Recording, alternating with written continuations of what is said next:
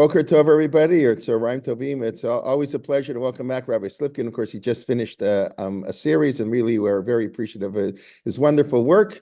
I guess we go back many, many years, and as he alluded to, we've done it. We haven't done it for a few years now, but we've done, I think, 6 safaris to Africa, and they're really, really fascinating, and it's a pleasure. And I really want to thank the Chernins, Naomi and Mark, who specifically asked for a shiur with Rabbi Slifkin, so you can thank them. That's why we're all here. And they're sponsoring today's, shiur in memory of Mark's father, Homer Chernin, Beryl Chaim Ben Gedalia. The yahrzeit was in about a few weeks ago, in the 28th of Menachem Av, and Mark's father, who I never met, had, I understand, a curiosity about animals, and it's a pity he can't be here, and the neshama should have an aliyah, and we should have happy occasions to come together, and we should hear lots of good news. Rabbi Slifkin, vakasha. Thank you very much. I'd like to thank the Chernins for proposing this shiur. 1 second.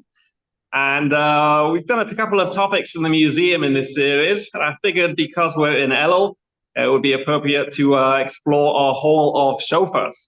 So let me wheel the camera over into our hall of shofars.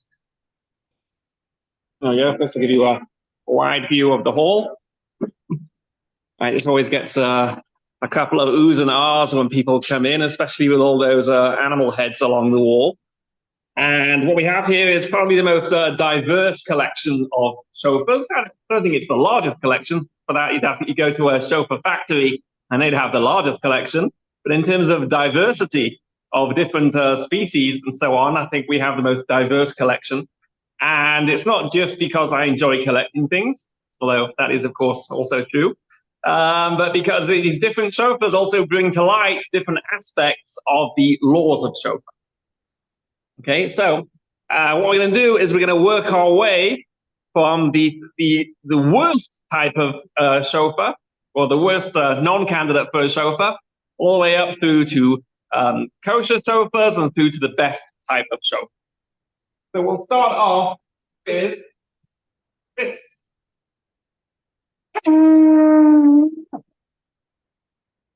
So this sounds like a shofar. Oh yeah, notice from Rabbi Kalman there, make sure that you've highlighted or spotlighted my view so you get the best view here.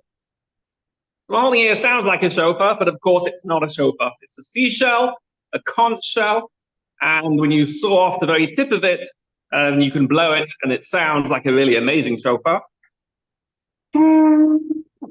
But it is not a shofar, it is a seashell. So that is a conch shell, more technically known as a horned helmet snail. Now, next we have something that also sounds like a shofar, and which even looks like a shofar, but which is still not a shofar.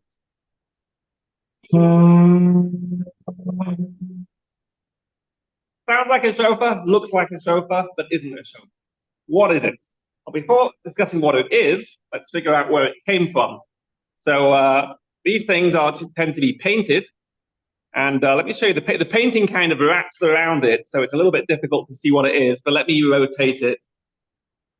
And then you can see here, there's an animal, right? Let's rotate it the other way. Here's the head of the animal, arms, legs, tail.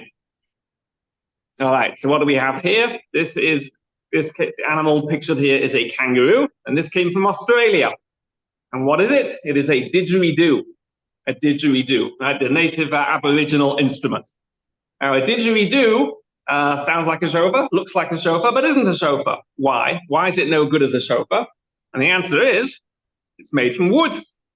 Right? This is not animal horn, this is wood. See, Australia does not have any native animals with horns. Right? The native mammals in Australia are only marsupials and bats, neither of which have any members with horns. So Aboriginals instead use a certain tree, not sure which species it is, where they hollow out the branches, and they turn this into a musical instrument. But still not so. Okay. Now next I'd like to explore, can you make a shofar from a unicorn? Unicorns are very, very popular these days, and can one be used as a shofar? So when we ask this question to groups visiting the museum, the answer inevitably is that, well, unicorns don't exist.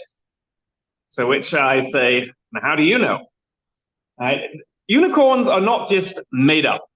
Right? There is a reason why people believe in unicorns. In general, when people believe something, there's a reason why they believe it. And in the case of unicorns, there's certainly a reason why people believe in unicorns, which is that unicorn horns are something that you actually find. Right? Long, straight, white, tightly spiraled horns. These are real things that you actually find in nature. And you never find two of them. Right? You only ever find one, which is why it was a very reasonable conclusion for people to draw that unicorns exist. Add to that the fact that there were reports of an animal in the ancient period. There were reports of an animal in India that had a single horn in the center of its head.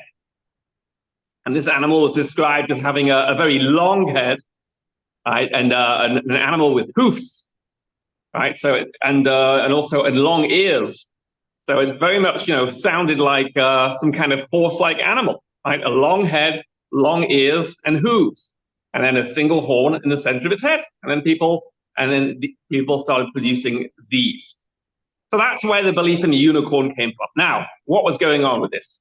So this is not actually a horn. What it is a tooth. And it's the tooth of this animal, a narwhal. A narwhal. A narwhal is a kind of whale that lives in the Arctic. And its left tooth, usually only its left tooth, grows out in this tight, long spiral. And they can be huge. They can be 7, 8, even 9 feet long.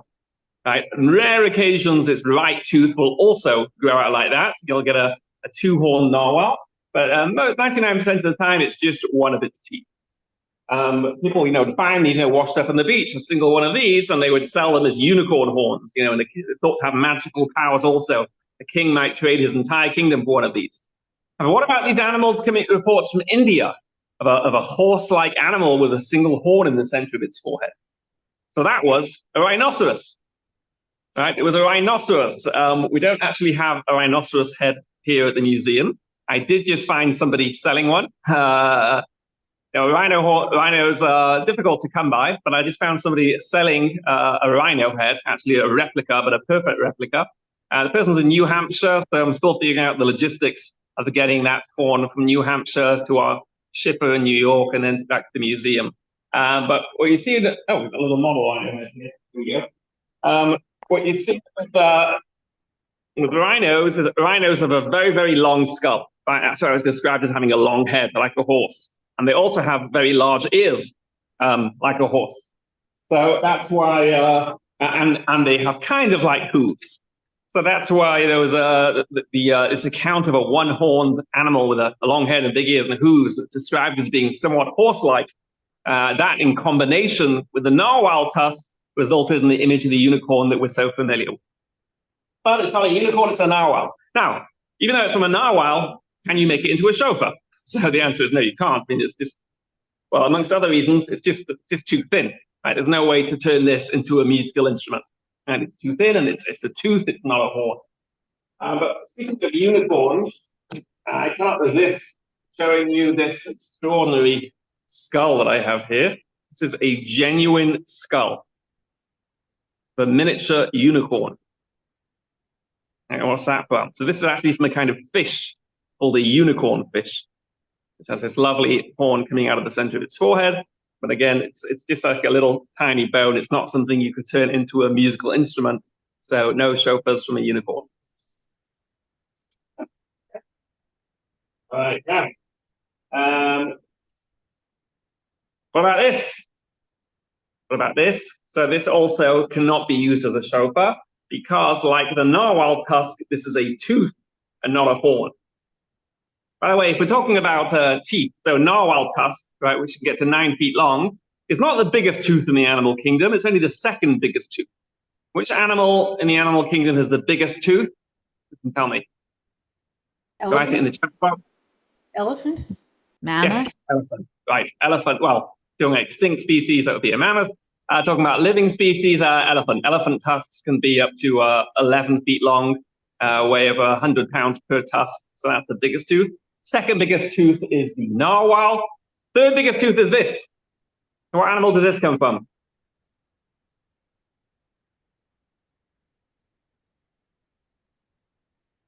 It's a hard one, huh? Warthog? No. Warthog would be the fourth biggest. Here we go. This is the tusk of a warthog, particularly large one. There's a warthog actually just over my shoulder. There we go. There's a warthog here. This one has small tusk. See, a warthog tusk can be very big. This is about as big as they get, and that's only the fourth largest tusk in the animal. This is the third largest. And what's it for? I'll give you a clue.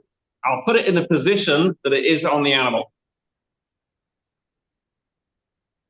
Hold on. Walrus? Walrus. There you go. Yep. This is a walrus tusk. And again, though, it's a tooth, not a horn, and so it's not suitable for being made into a show. All right. We've ruled out seashells, we've ruled out didgeridoos, we've ruled out tusks. Now let's go to horns. Right? A shofar has to be made from a real, legitimate animal horn. Now, the question is, though, what kind of horn can you make into a shofar? So here I have the antler of an elk. Right, I got this in Wyoming. And one second. Hold on. See? And here I have the antler of a moose. Moose, they actually get much bigger than this. This is just the largest size I was able to fit in my suitcase and bring back from Montana. So here's the antler of a moose. So these are horns, but they're not horns that you can make into a shofar.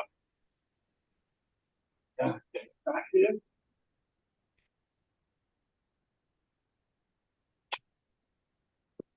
Okay, now, why aren't they horns that you can make into a shofar? Well, you can see physically the problem. And it's not necessarily that they have all kinds of prongs coming out of them. The problem is that they are made of solid bone. Right? A shofar is something hollow, right? You blow it, it's something that's hollow. And in fact, it's something that's naturally hollow. The word shofar means something hollow. In the Mishnah, when it talks about what you're allowed to use for lighting candles, the Shabbos candles, like Rabbi Slifkin, it's the Mishnayos that were recited in many shuls on Friday night. So it talks about, can you make an oil reservoir in shoferet shel beitza? Right, shoferet shel beitza. What's a shoferet shel beitza? An eggshell.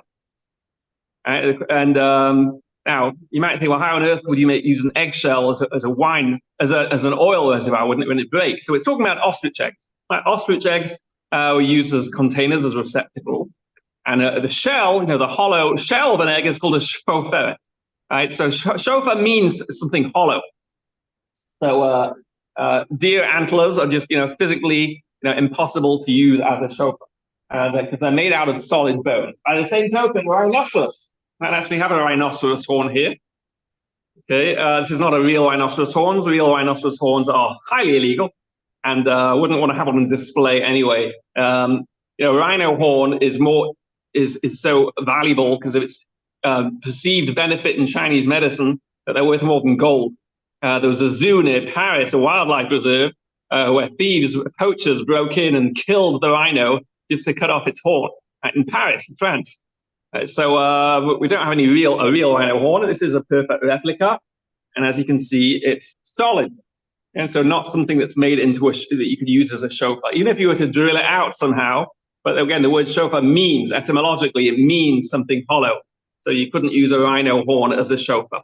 So it's not made out of the same material as antler. Antler is bone, whereas rhino horn is keratin. Right? Keratin, the stuff our fingernails are made out of, the stuff that our hair is made out of. That's what rhino horns are made out of. Now, what about the re'aim, Natan? What about the re'aim? There's a re'aim over here. There we go. All the way down there. That's a re'aim. Re'aim is an aurochs, right? Giant wild ancestor of domestic cattle. And they went extinct about 400 years ago. So good luck making So a what show. they showed you in the San Diego Zoo is not the real thing. What do they have in the San Diego Zoo? I was just there. Aurochs, so they claim. It sure looks the part. No. No, there's other things that look somewhat similar, buffalo and so on. We'll get to those soon. The first I want to mention, so deer antlers are out because they are solid bone. Rhino horns are out because they are solid keratin. kosher shofars are made from a horn like this, which are keratin and bone. They have two layers. There's an outer keratin sheath, and there's an inner bone. And to make it into a shofar, you extract the bone, you're left with a hollow sheath, and you saw off the end and drill in a little hole to make the mouthpiece, and that is how you make a shofar. All right, so every shofar comes from a horn like this, which has bone inside. Now, there's something else I want to mention that relates to this. Here, let's take this shofar here. Now, one thing we ask visitors is to take a shofar like this and put it on the head, like as if they are the animal. You know, how does the shofar grow in the animal? You'll get people who will put it on the head like this. Right? This is not how it grows on the animal. Right? It goes from the wide end, right? Because the wide end is where the bone is. Right? It grows from it's the bone that grows out of the head, covered in the keratin sheath. So it grows out like that, not like that. You know, my kids years ago when they were in Gan came home, and the teacher in Gan had drawn them a ram to color in for shofar, and she'd drawn it, you know, with two shofars coming out of its head like this. The animals do not impale their heads with the pointed tips of the horns. Right? It goes from the wide end, right, because that's where the bone comes out. All right, now this particular shofar, however, is not kosher for the mitzvah because of the animal that it comes from. It was made from a horn like this, right? So it's, you know, a hollow horn. You can physically make it into a shofar, like was done with this one, but you're not allowed to use it for the mitzvah of shofar and Rosh Hashanah. Why is that? Because it comes made from the horn of a cow, and you're not allowed to make shofars from cows. Now, why not? What's wrong with cows? Why can't you make a shofar from the cows? Cows are kosher animals. Egel HaZahav. Egel HaZahav, golden calf, exactly. And the principle given in the Gemara is Ein Katega Nasa Sanega. Nice little rhyming phrase there. And what it means is that the prosecution cannot be the defense. Rosh Hashanah is one of the days of din where we're standing in judgment, and cows are a witness for the prosecution. Why are cows a witness for the prosecution? Because of the sin of the Egel HaZahav, of the golden calf. So we don't want that to be called at the time of Rosh Hashanah. So shofars from cows are completely puzzled. Meaning, even if you had nothing else available, you might think, well, is it better to use a shofar from a cow than nothing? No, don't use it at all. Right? We don't use the shofars from cows. Now, what about animals that are cow-ish? So earlier you mentioned the aurochs, right? The aurochs is the wild ancestor of domestic cattle. Right? Cows come from aurochsen, just like dogs come from wolves. I said that's not going to be relevant nowadays because aurochsen have been extinct. But there's other animals that are cowish in the wider cow family. Right? Above me here, we have an African buffalo, Cape buffalo, which is we've seen on our Torah in Motion African safaris, which the Chernins are on. And I believe that hopefully next summer we're going to renew our African safaris in a different part of Africa. Next summer we're looking at Kenya and Tanzania. So apart from being home to extraordinary wildlife, also has some very interesting Jewish history associated with them, or potential. All right, so African buffalo, certainly in the cow family. There's other members of the cow family too. We have, what animal is this from? Goes upwards like this. What's it from? What animal? Anyone know? American bison. Right, American bison. And this over here. Where does this come from? This comes from Asian water buffalo. And Asian water buffalo, which can have very, very long horns. Right, and then again, we have the mention of the African buffalo above. Here's the horn of an African buffalo. Imagine turning this into a shofar. It'll be like a tuba. All right, absolutely gigantic. What an amazing instrument this would make. But can you use it halachically? There are posts in halachically to discuss buffalo of various types. So what they say is best not, right? Best not, because it's kind of cowish. Right? In the wider cow family, status is unclear. So best to avoid using anything cowish on Rosh Hashanah. All right. Again, these animals are kosher to eat. right? We served Asian water buffalo at our exotic kosher banquet last year in the museum. So it's kosher to eat, but not kosher to use as a shofar. By the way, we have another banquet coming 2 days before Sukkot. This year's theme is Legends from the Sea. Legends from the Sea. If you want to sign up for that, you can do it online at our website. Now, before moving on, though, there's another question which people sometimes ask, which is, does a shofar have to come from an animal that's kosher? Kosher to eat. So what do you think? Does it? Doesn't it? Any thoughts on that? Well, let's think about other mitzvot, other things that are used from animal parts. So what are other types of mitzvot that are made where the object is made from an animal? Tefillin. Tefillin. Right, tefillin, Sefer Torah, right, those are made from parchment, animal skin, and those absolutely have to be a kosher animal. Right, so you might think, okay, so maybe a shofar can only come from a kosher animal. Someone else mentioned tchelet, which we'll get to later. It's on the aquarium over here. Right, and tchelet is definitely from a non-kosher animal. So the early rabbinic authorities are discuss this question. Does a shofar have to be made from a kosher animal or not? Does the principle with tefillin and Sifrei Torah, is that a general universal principle in Judaism that it should be from a kosher animal, or is that something very specific to tefillin and mezuzah Sifrei Torah? By the way, does a shofar have kedusha? Does it have sanctity? No, it does not. And it's not like tefillin, which you can't put them in the floor.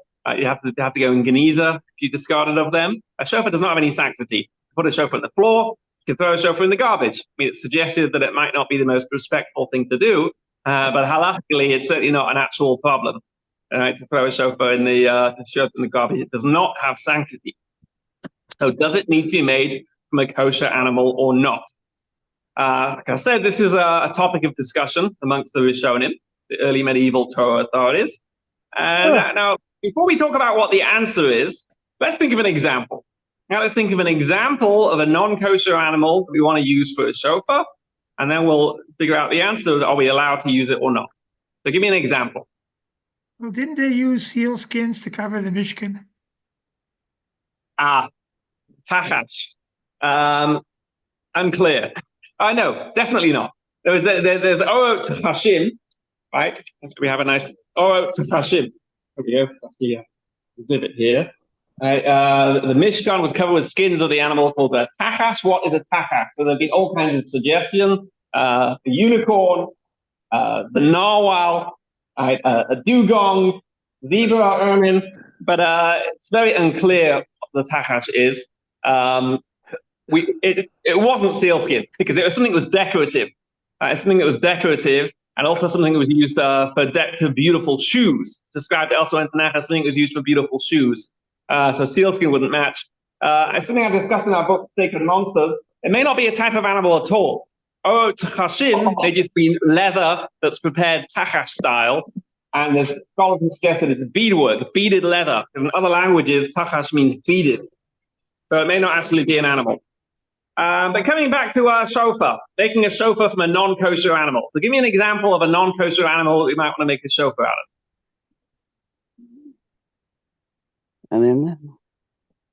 Sorry, I couldn't hear. A donkey? Donkey? Donkeys don't have horns. Okay.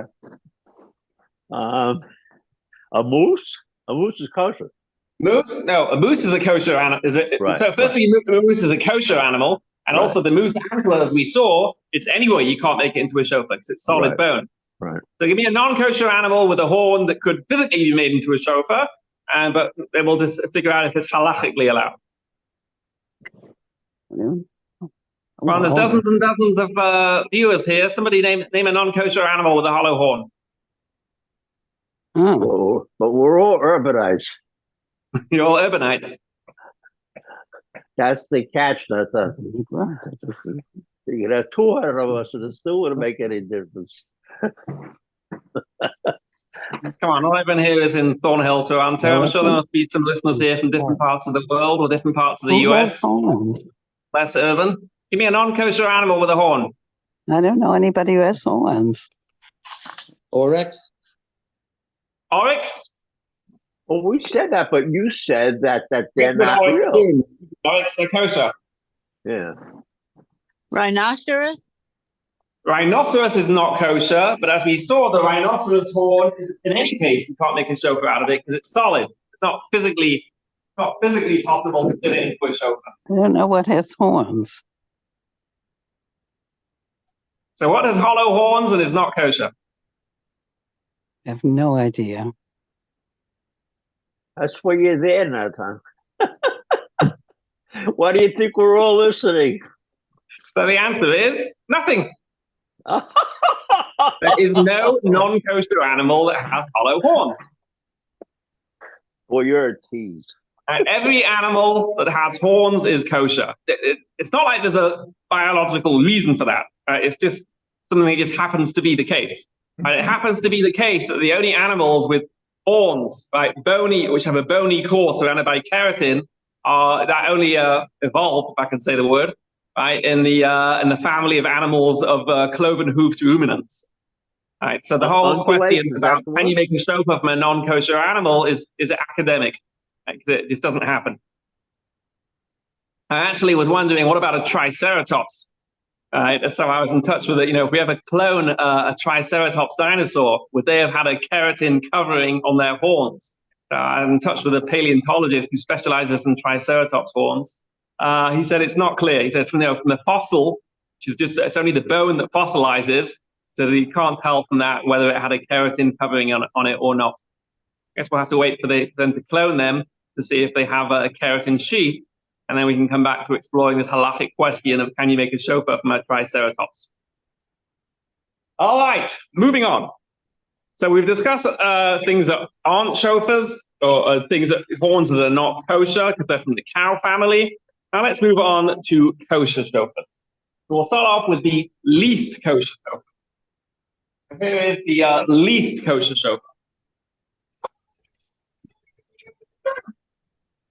So this shofar is kosher, but only b'di'evet. And b'di'evet doesn't mean that, the word b'di'evet is often misinterpreted. B'di'evet doesn't mean that, well, if you want to, you can use it. B'di'evet means that you're only allowed to use it if there's no alternative available. Right? If there's any alternative available, you are halakhically not allowed to use this shofar. If there's nothing else available, you can use it. What does it come from? It comes from the animal above my head here. Put the camera back. It comes from an oryx antelope. An oryx antelope. South Africans call a gemsbok. Right? It's an animal that is mentioned in Tanakh, apparently under the name Dishon. In modern Hebrew, it's called a re'aim, but I do not believe it's the re'aim of Tanakh. The re'aim, I believe, as I mentioned earlier, is the aurochs, the giant extinct ancestor of cattle. But I think it's mentioned in Tanakh under the name Dishon, Parashas Re'eh, 2 weeks ago. It's something that used to live wild in Israel, was subsequently hunted to extinction. Worldwide, they were hunted. But then a few individual animals were discovered in private zoos and bred and returned to the wild. So now there are wild oryx back in Israel. Now the shofars from them are sometimes sold in shofar stores, in Judaica stores. They don't come from the ones in Israel, which are protected. They come from a similar species that lives in South Africa, the South African gemsbok, the fringe-eared oryx. And they're sold with a hechsher. However, what the hechsher doesn't tell you is that they are only kosher b'di'evet. Right? Only if you've got nothing else. Why? So what's wrong with it? It's twisted. Does it have to be twisted? Yes. So a shofar lechatchila has to be bent. And oryx horns are straight. Why does the shofar have to be bent? Because the idea in the Gemara is that in times of the days of awe, we are bent over in humility before God. We are bending ourselves, bending our will to God. And that's symbolized in the shape of the shofar. So if there's nothing else available, you can use a straight shofar. But if you've got a bent shofar, I just want to show you a very special shofar that somebody is donated to the museum collection. It's absolutely beautiful. This is an oryx shofar, which has been carved with a scene of Yerushalayim. Wow. Isn't that absolutely beautiful? You've got the walls, you've got the windmill. And absolutely beautiful. Now, there's carving a shofar. And you got the kotel here.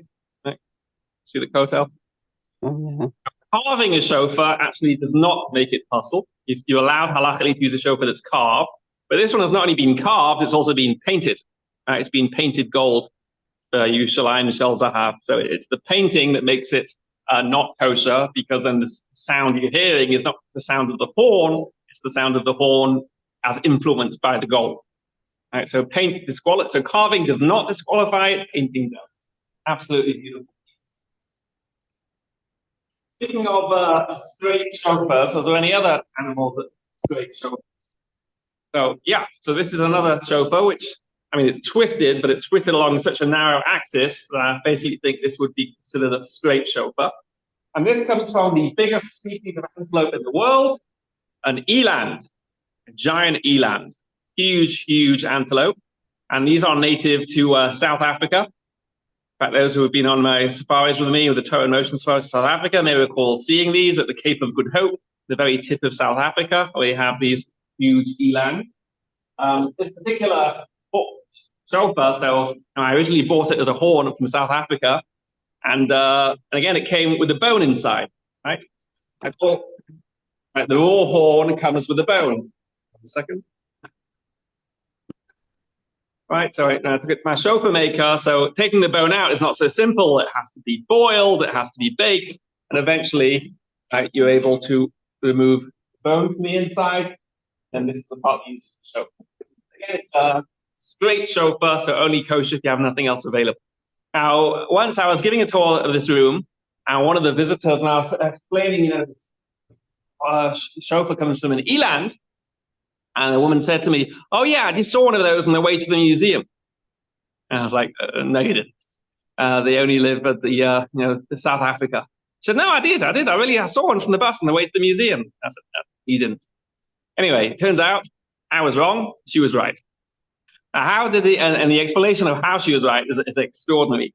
Elands are only indigenous to the tip of South Africa, but the IDF imported a bunch of eland a couple of years back and put them on Air Force bases, because it turns out the elands are particularly suitable for browsing vegetation. I don't know why they're better than goats or anything else, but for some reason, eland are the best browsers. And the Air Force bases wanted to keep the vegetation down, and they imported a whole bunch of eland. And there's a base not so far from here, and apparently sometimes you can see the eland from the road. So she did indeed see eland on her way to the museum. Okay, now, so we decided that the chatchila of shofar should be bent, but not every bent horn is suitable for making into a shofar. And sometimes the problem can be practical, not halachic, but practical. Up above me, what's this weird animal above me? You recognize that? What's that animal? It is a wildebeest, otherwise known as a gnu, G-N-U. All right, now wildebeest horns grow out, they bend extremely sharply. They bend out so sharply that it can be very difficult to actually get the bone out, right? Because it's just wedged in too tight. So some shofars present a practical problem. Hartebeest is another one. Here is a hartebeest. These actually used to live in Eretz Israel till a couple of centuries ago, and they also have very, very tightly bent horns. Sometimes it's very difficult to get the bone out. This one, however, my shofar maker was able to get the bone out and turn it into a shofar. That's got a nice bend to it. This extraordinary horn.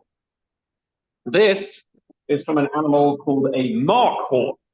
A mark horn, a kind of goat that has spectacular horns, but the horns are incredibly flat.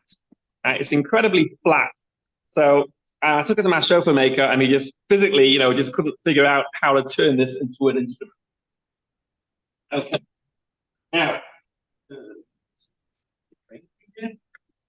Now we're getting on to bent horns that can practically be made into a shofar and that are fully kosher. And we have a bunch of things here that we had custom made for the museum. This is a sable shofar. This is one of the most amazing shofars in our collection. Look at that. Absolutely gigantic horn. Has all these ridges along it. Kind of rectangular in cross section. And this is from a sable. So what's a sable? A sable is a spectacular animal that we sometimes get to see on our African safaris. A huge antelope with a deep, deep, almost black fur to it, and these sweeping ridged horns. And that produces a absolutely spectacular shofar like this. Then we have some other exotic shofars here. We have this beautiful one, the kind of a range of colors on it, and that is from a waterbuck. And we have another curved shofar here.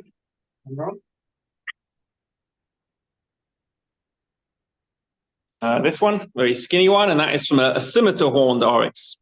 Another, like we saw the oryx earlier, most oryx have straight horns, but scimitar horned oryx have scimitar shaped horns with a nice curve to it. Now these are very special shofars that we had custom made for our museum exhibit. They're not the kind of things that you're going to find commercially available. There's one exotic shofar that you'll find commercially available, and that is this. You won't find one quite this big. This is what's popularly known as a Yemenite shofar. Right? But it doesn't actually come from the horn of a Yemenite. Right? The Yemenites, like all Jews, do not actually possess horns. It comes from this animal, a kudu. Kudu is a magnificent South African antelope with these huge, huge spiral horns. Look at the size of this shofar. It's absolutely gigantic. But shofars can be polished, right? Halachically, you can't paint them with varnish or anything that would make it possible, but you can buff it. And when you polish them, so it's very interesting. So this side of the horn has been just very, very slightly buffed, right? Just to give it a little bit of a shine. But the other side has been buffed down much, much more. And then it takes on this beautiful pearly sheen. Right? Almost like mother of pearl. Very, very beautiful. So so sometimes you'll see shofars that are not polished at all. Sometimes they're polished all over. This is a semi-polished shofar. It's only polished on one, what's the word? Axis? Not sure if axis is the correct word. One side of it was polished. Now, kudu shofars, I actually had a question about them. They're not that expensive. I mean, gigantic ones like this are hard to come by and more expensive, but in general, kudu shofars are not expensive. And I've been to a couple of shofar factories, and they have stacks of hundreds and hundreds of kudu horns. Now, my question is, how is it possible? How do they have so many? Where are these kudu horns coming from? And they're so cheap and legal. What is going on here? So I asked my friends in Africa, and what I found out was as follows. Nowadays, the African wildlife, it's not in the cities, right? All the wildlife in Africa, all the wild animals are confined to reserves. And the reserves are fenced in. However, the fences around the reserves are about 6 feet tall. And kudu are incredibly good at jumping. So kudu can just jump out of the fence. And once they jump out of the fence, right, so all the predators, right, lions, leopards, they are only in the reserves. But the kudu are able to jump out of the reserves. And once they jump out of the reserves, they don't have any predators. So they're able to breed unchecked. And that is why you end up with apparently huge numbers of kudu in Africa that have to be periodically culled. And that's why kudu horns are relatively cheap and easy to find, turn into shofars. But when you get a raw kudu horn, right, so it starts off like this, right, unpolished, right, a very rough texture, and it has a bone inside. And before you can, let's move the camera back a bit. Before you can turn it into a shofar, right, you have to take the bone out. So, corkscrew it out. There we go. Right, so this is the bone. This is the keratin sheath that you can turn into a shofar. Right, the bone is discarded. I've seen actually a few home decor stores where they have the bones that they've polished and painted just for home decor. But the shofar itself is only made out of the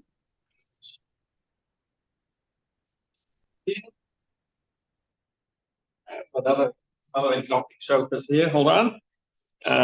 This is another unusual animal species. This is from an impala. An impala, if you go on safari, impala is the most common antelope, wild antelope that you'll see in Africa. We also have here a springbok, very beautiful because it's two-tone in color, partly black, partly green. We have here black buck. Now, a black buck is an Indian antelope that has more twists on its horn than any other species. And right now, a black buck horn has many twists. And here we go, turned it into a shofar. Now, let's come to the goat family. The goat family. Now, goats, also you can make a goat horn into a shofar. Right? Goats have black horns, kind of flattish in cross-section. Right? And you can make those into a shofar. Apart from domestic goats, there's also wild goats. Now, the most famous wild goat is the Yael, the ibex.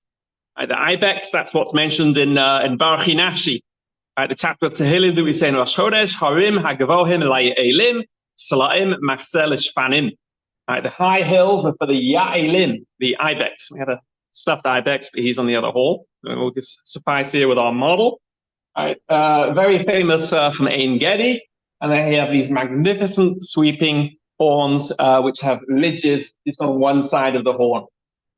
So we have here an ibex shofar, and this was actually mentioned in the Mishnah as being a type of shofar that they would use not on Rosh Hashanah, but on Yovel, right? For the Jubilee year, every 50 years, you have Yovel, calls for a special kind of celebration, so they'd use a special kind of shofar, an ibex shofar. And very, very, very unique. Definitely not commercially available. Right? There's not that many ibex. The ones in Israel are certainly protected, and it's impossible to get an ibex shofar. You have to really know people. I know a guy. All right, so I was able to get an ibex shofar for the museum, but not something that's available. Now, also in the goat family, though, we have this, which we just got, which I think is really one of perhaps our most beautiful shofar. This is from a type of wild goat called an East Caucasian Tur. An East Caucasian Tur. Here is a picture of an East Caucasian Tur. And these live in like in Georgia. So in Georgia, it's possible occasionally to get horns from them. And, they have these beautiful ridges. So they're two-tone in color. Right? You have the black and the cream. They're also incredibly thick. Right? This is a very, very heavy, thick horn. Right? Could drop it in the floor, almost certainly wouldn't break, but I'm not going to try it because it's quite an expensive shofar. Very, very beautiful East Caucasian Tur. So the most beautiful shofars are probably, the kudu, the ibex, the East Caucasian Tur. But none of those are halakhically the best animal to use for a shofar. Kosher, but if you want to use the best animal from a halakhic perspective, it's not necessarily the most beautiful horn that counts. It's the type of animal. And which type of animal is best to use for a shofar? Who can tell me? Sheep. Ram. A sheep. A ram, right? An adult male sheep. Now, why? What's so special about sheep? Keda. Cicada, right? So it's the opposite of the cow, right? The cow we're not allowed to use because it reminds us of a very negative incident in our history. The sheep, on the other hand, reminds us of a positive incident in our history, Akedas Yitzchak, where Abraham saw a ram trapped by its horns in a thicket, which is exactly what we see in this incredible video here. Right? This is not staged. This is not staged. This is the real thing. Wait, let me just adjust my angle of my camera here. All right, this is two guys in a forest in Europe who came across the exact scene that Avraham Avinu came across. A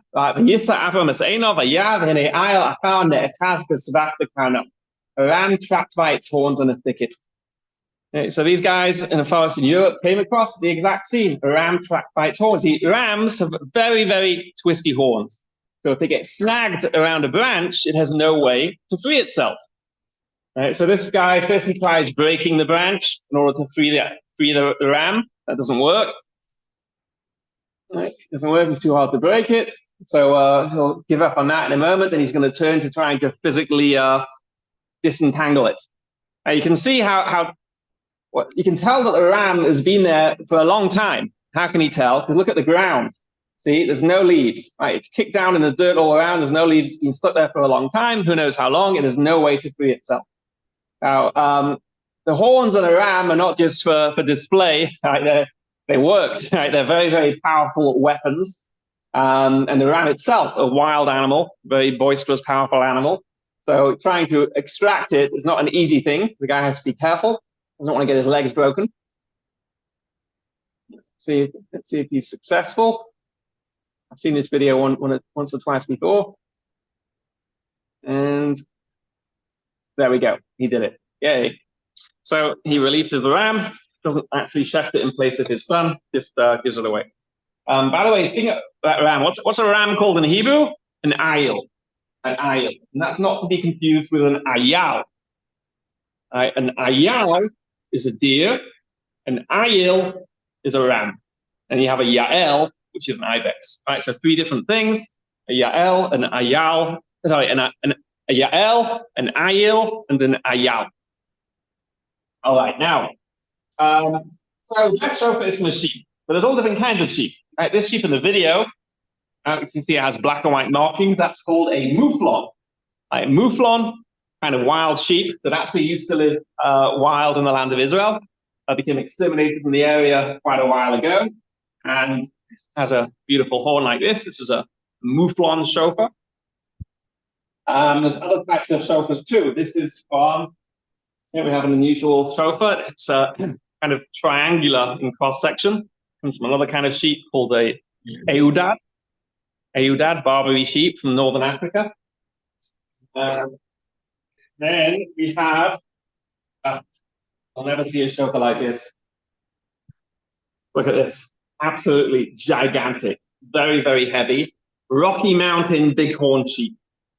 Rocky Mountain bighorn sheep are smaller, like massively powerful horn, right? If you got butted by a Rocky Mountain bighorn sheep, it would crush your skull like an eggshell. Very hard to get hold of a horn like this. I was actually given this as a gift by an Orthodox Jewish big game hunter.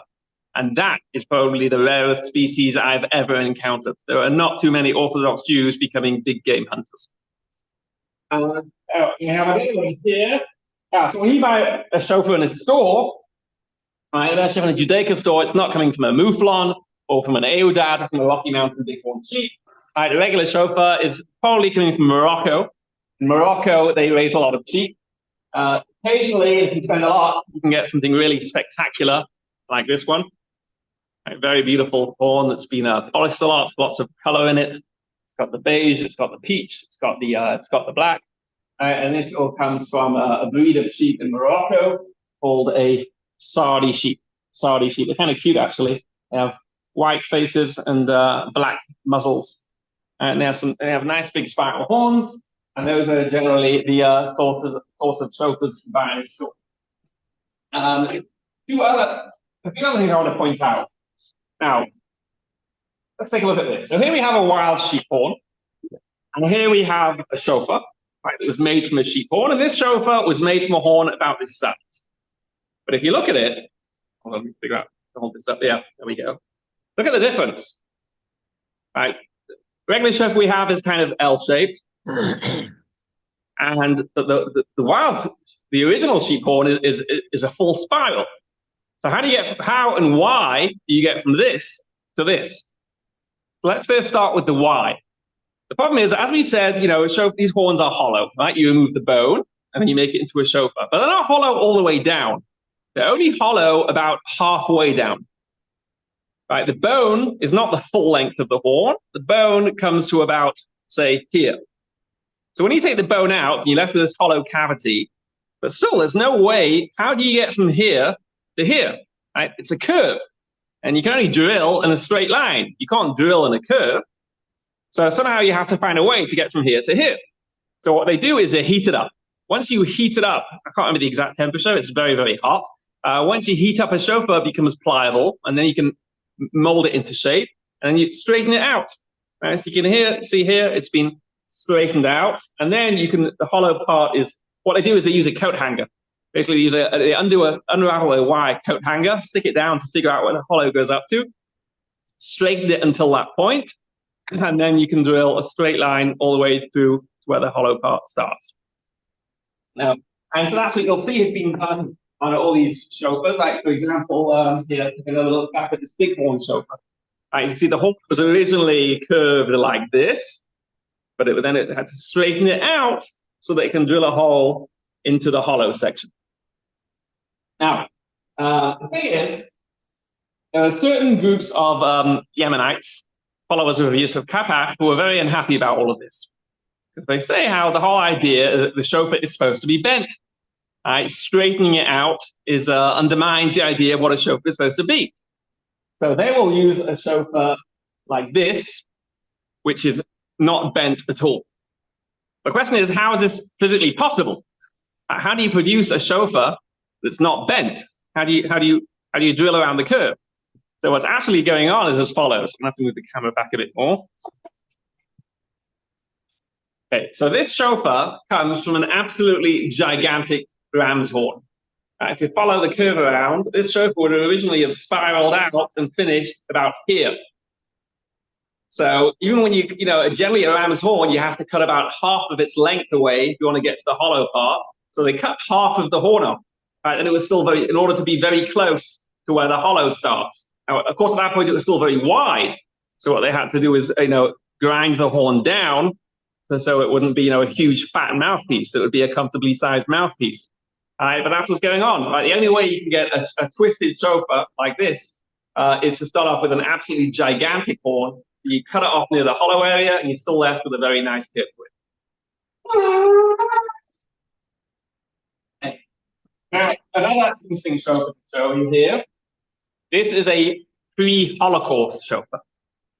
European shofars from before the Shoah, they all look like this. They're carved at the end, an nice design. They're very kind of flattened, they're very flat, and they're always distinctive L shape. And what's interesting about this shofar, this is actually not from a sheep. This is from a goat. Right? Flat black horns are goat horns, not sheep horns. And all these pre-Holocaust shofars from Europe are all from goats. So what's going on? So it's not clear. Not clear. I've looked into it, and other people have looked into it. It's really not clear. It could be that the customers, thought that they were getting sheep horns, and it was the shofar maker who was doing a scam. Why would he do that? So the reason why he would do that, and the reason why, or maybe even if people knew about it, it could just be that it was really, really hard to get the horn of a sheep, and the horns of goats were much more widely available. And why would that be? So it may be because adult male sheep don't make good eating. Male sheep, are slaughtered when they're young in order to make good eating, like lamb, and therefore there weren't any adults available, so there was a scarcity of ram's horns. That's sort of the best explanation I came up with. It's very interesting how these certainly seem to be goat horns or other than sheep horns. Now, one more shofar I want to show you, our final shofar. I was in an antique store in California, and my eyes lit upon this. A plastic shofar. A plastic shofar which says on it, Shana Tova and Happy New Year. And it is manufactured by, it's written on here somewhere. Well, it's made in Italy, but it was made for, here we go, Barton's Candy Corporation. Now, that meant nothing to me, but I mentioned it to Americans, they all get very excited and say, oh, yes, we remember that. Right, Barton's Candy Corporation. So I looked it up, and it's actually a very interesting story. They were the Barton family, lived in Europe, and they were candy manufacturers, and they fled Europe in the Holocaust. Before the Holocaust, came to America and set up their candy corporation in America. But they wanted to still, retain their Jewish connection, so they made some Jewish novelty items, such as these plastic shofars. Obviously plastic, so not kosher, but an interesting historical curio. Someone just asked, what's the oldest shofar I'm aware of? There's some European shofars I would say a couple of 100 years old. I don't think there's any more than 200 years old. I'm not sure how long the shofar would last. I don't think keratin lasts forever. So I'm not sure why it would last. Why does the shofar have a decorative edge? For decoration. Right? Halakhically, it's not a problem to carve a shofar. So aesthetics of the time, people felt that carving the end into a nice shape was aesthetically pleasing. So that's the halakha of shofar. In this room, shofars are interesting. It's a treasure, a beautiful treasure from the natural world that's used for the mitzvah. It's not the only treasure from the natural world that's used for a mitzvah. We have also minerals. We have a beautiful mineral exhibit here. Those were used for the mitzvah of the Choshen Mishpat. We have our Tchelet aquarium, nighttime here, so the light's already gone off in it. But where we have Tchelet snails, right, obviously producing the color used for the dye. So we have all these various treasures from nature that had different uses in Judaism. So I hope you enjoyed this class. I hope you'll come visit the museum. As I mentioned, we have our exotic feast coming up before Sukkot. If you're going to be in Israel, you can find details about that online at www.biblicalfeast.org/2024. Or you can also follow it through from our main website, which is biblicalnaturalhistory.org. Anyone have any questions before we wrap up? When you say it has to be a kosher animal, do you mean a kosher species, or does the actual animal itself have to be kosher? No, so we mentioned that there's no such thing as a non-kosher animal that has horns. So whether a shofar has to be from a kosher animal, it's not halachically clear, but it's not a relevant question because every animal with horns is kosher anyway. No, he meant if you find a dead animal, can you use the horn? Does it have to be? Oh, it means it has to be shechted. No, it doesn't have to be shechted. No, none of these shofars that are sold, none of them come from animals that are shechted. Okay. Something people ask, the horn has to be cut off.